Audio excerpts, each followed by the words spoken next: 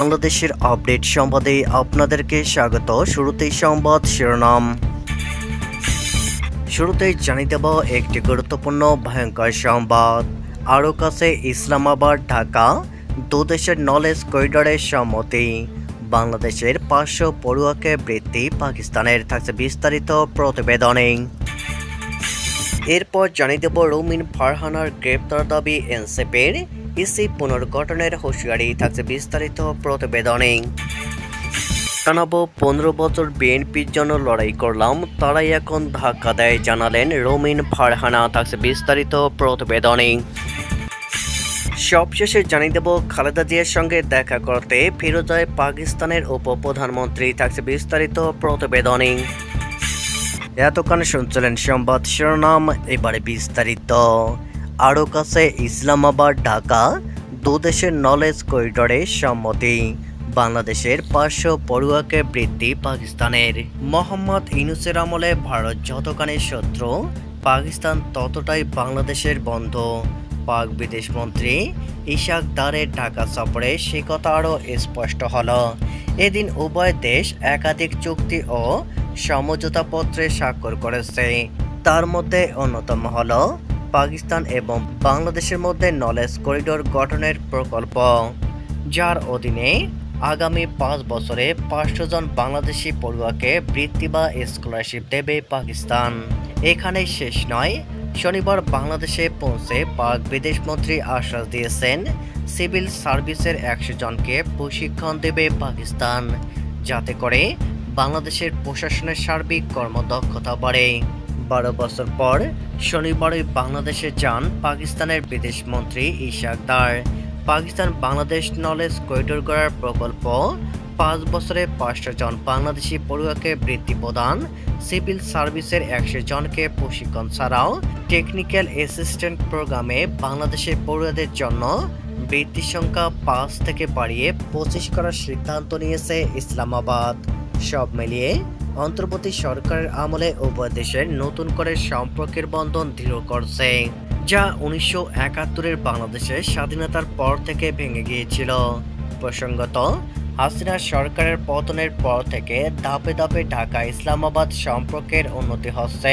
নৈপথ্যে ইউনূস সরকারের ভারত বিমুক্তা এবং বিকল্প চীন ও পাকিস্তানের মতো বিকল্প রাষ্ট্রের সঙ্গে বন্ধুত্বের কৌশল। সেই সূত্রেই বাংলাদেশ পাকিস্তান বাণিজ্য সম্পর্কে গড়ে উঠেছে। উভয় দেশ ভিসা সংক্রান্ত বিধিও শিথিল করেছে। এবার শিক্ষাক্ষেত্রে দুই দেশ একে অপরের প্রতি বন্ধুত্বের হাত বাড়িয়ে দিল। বিশ্লেষকদের একাংশ বলছে, ঢাকার উন্নয়নে ভারতের বিকল্প কখনো পাকিস্তান হতে পারে না, কারণ তাদের অবস্থাও নুনন্তে পান্তা পোড়ায়। যারা চীনের সাহায্যের জন্য হাত পেতে থাকে, তারা অন্য দেশকে কিভাবে সাহায্য করবে? রুমিন ফারহানার গ্রেপ্তার দাবি এনসিপির, ইসির পুনর্গঠনের হুঁশিয়ারি।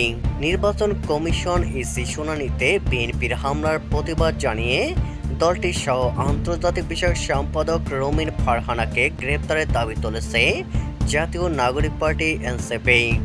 একই সঙ্গে নির্বাচন ভবনে বিএনপির হামলার বিচার না হলে কমিশন পুনর্গঠনের দাবি জানিয়েছে দলটি। রোববার 24 আগস্ট বিকেলে রাজধানীর আগারগাঁওয়ে নির্বাচন ভবনে আয়োজিত সংবাদ সম্মেলনে এসব দাবি জানান এনসিপির নেতারা। সংবাদ সম্মেলনে এনসিপির যুগ্ম মুখ্য সংগঠন মোহাম্মদ আতাউল্লাহ অভিযোগ করেন, রুমিন ফারহানার নেতৃত্বে ও নির্দেশে আমাদের উপর হামলা হয়েছে।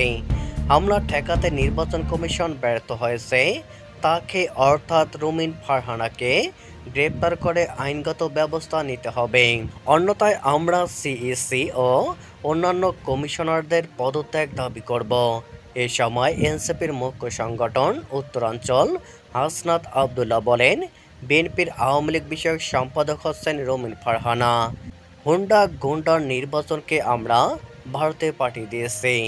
সন্ত্রাসী রাজনীতি করলে আওয়ামী লীগের মতো রুমিন ফারহানাদেরও ভারতে পাঠানো হবে। তিনি আরও বলেন, রুমিন ফারহানা দাবি করেন, গত 15 বছর তিনি ভালো ছিলেন। অবশ্যই ভালো ছিলেন, কারণ আওয়ামী লীগের সব ধরনের সুযোগ সুবিধা তিনি ভোগ করেছেন। আওয়ামী লীগের পণ্য সামগ্রীর মধ্যে তিনি অন্যতম। নির্বাচন কমিশনের ভূমিকা নিয়ে প্রশ্ন তুলে হাসনাত আব্দুল্লাহ বলেন, ইসি এখন কিছু দলের পার্টি অফিসে পরিণত হয়েছে। আমাদের নেতাকর্মীদের ঢুকতে পুলিশ বাধা দিয়েছে, অথচ বিএনপির কর্মীদের অবাধে প্রবেশ প্রস্থান করতে দিয়েছে। আমরা চাই না ডানপন্থী বা বামপন্থী নির্বাচন কমিশন, চাই বাংলাদেশপন্থী কমিশন। তিনি জোর দিয়ে বলেন, বর্তমান নির্বাচন কমিশনকে অবশ্যই পুনর্গঠন করতে হবে। 15 বছর বিএনপির জন্য লড়াই করলাম, তারাই এখন ধাক্কা দেয়। রাজধানীর আগারগাঁয়ে নির্বাচন কমিশন ভবনে ব্রাহ্মণবাড়িয়া 2 ও 3 আসনের সীমানা নির্ধারণের শুনানি চলাকালে বিএনপির দুপক্ষের মধ্যে মারামারি হয়েছে বলে অভিযোগ করেছেন দলটির আন্তর্জাতিক বিষয়ক সম্পাদক ব্যারিস্টার রুমিন ফারহানা। তিনি বলেন, বিএনপির নেতাকর্মীদের জন্য গত 15 বছর লড়াই করলাম, তারা আমাকে এখন ধাক্কা দেয়। তো ঠিক আছে, ধাক্কার বদলে তো ধাক্কা আসবেই, তাই না? নির্বাচনের আগে সীমানা নিয়ে নিজের দলের এমন পরিস্থিতি হলে নির্বাচনে কি হবে অনুমেয়। রোববার 24 আগস্ট নির্বাচন ভবনে ব্রাহ্মণবাড়িয়া 2 ও 3 আসনের সীমানা নিয়ে শুনানি ছিল। শুনানির এক পর্যায়ে বিএনপির দুই পক্ষের মধ্যে মারামারির ঘটনা ঘটে। এ সময় রুমিন ফারহানাকে এক ব্যক্তি ধাক্কা দেন বলে দাবি তার। পরে সাংবাদিকদের সঙ্গে আলাপকালে এই মন্তব্য করেন বিএনপির এই নেতা। খালেদা জিয়ার সঙ্গে দেখা করতে ফিরে যায় পাকিস্তানের উপপ্রধানমন্ত্রী।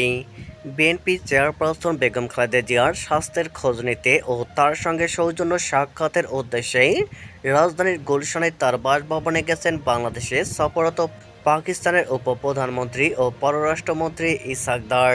রোববার 24 আগস্ট সন্ধ্যা 7টার দিকে বিএনপি চেয়ারপারসনের বাসভবন ফিরোজায় আসেন তিনি। এই সময় বিএনপি চেয়ারপারসনের সঙ্গে সৌহার্দ্যপূর্ণ আলোচনায় বসেন ইসহাক দার। বৈঠকে উপস্থিত আছেন বিএনপি মহাসচিব মির্জা ফখরুল ইসলাম আলমগীর এবং দলের স্থায়ী কমিটির সদস্য ডক্টর AZM জাহিদ হোসেন, পাকিস্তান রাষ্ট্রদূত ইমরান হায়দার। এর আগে সন্ধ্যা 6:15টার দিকে খালেদা জিয়ার বাসায় প্রবেশ করেন মির্জা ফখরুল ইসলাম আলমগীর ও ডক্টর AZM জাহিদ হোসেন।